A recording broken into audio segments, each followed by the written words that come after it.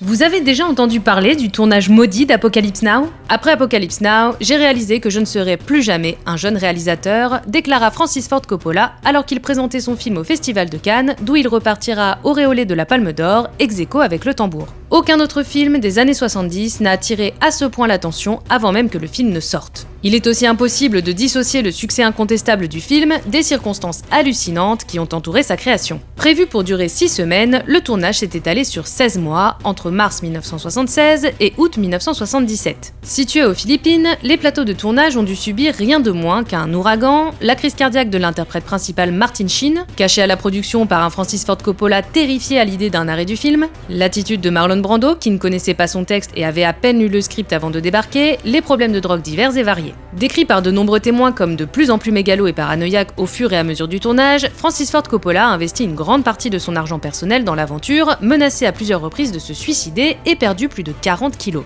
Le résultat, une hallucinante et hypnotique plongée dans les méandres de l'âme humaine jusqu'au cœur des ténèbres, là où réside désormais Marlon Brando, qui livre ici une des plus extraordinaires compositions de son immense carrière.